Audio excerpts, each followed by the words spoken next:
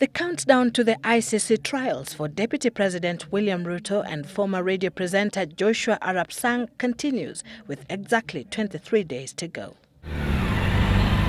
The pre-trial chamber's decision to reject the prosecutor's updated document containing the charges seeking to increase the timeframe in all counts for crimes allegedly committed in the Greater Eldoret area comes as a relief to the defense teams. In the confirmation of charges decision, the chamber confirmed charges with respect to the period of 1st and 4th of January 2008, but in her latest request, the prosecutor wanted it expanded to include the 30th and the 31st of December 2007. Prosecutor Fatou Bensouda claims that since the confirmation of charges hearing, she has obtained evidence from 12 witnesses who allege that crimes were committed in the Greater Eldoret area, including Kimumu, Langas, Yamumbi and Huruma, soon after the announcement of the presidential election results on 30th of December 2007.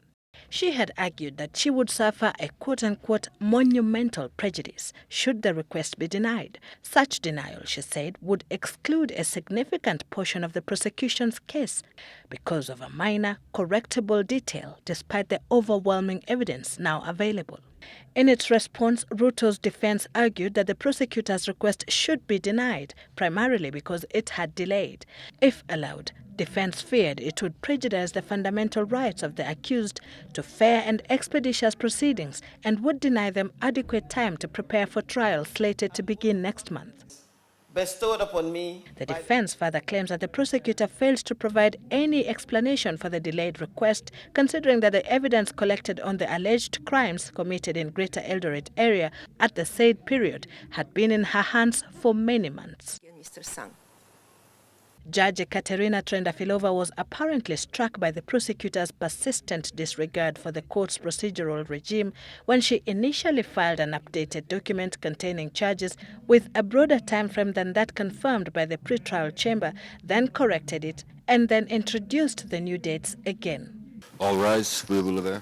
Trendafilova agreed with the defense that the prosecutor did not provide any justification or valid reasons for such procedural conduct and excessive delays. The single judge rules that this is a compelling reason not to accept the prosecutor's argument that rejecting the requested amendment would cause a monumental prejudice to her case.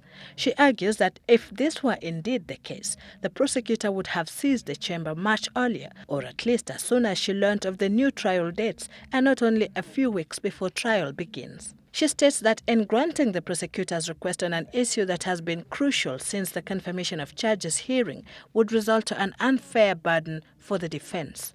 Meanwhile, the African Union is apparently making a fresh attempt to have the cases pitting the two Kenyan leaders and a former radio journalist subjected to a national mechanism. The ICC president reportedly told a 5-man delegation that the court would reconsider another admissibility challenge from the Kenyan government. Sylvia Chebet, Citizen Weekend.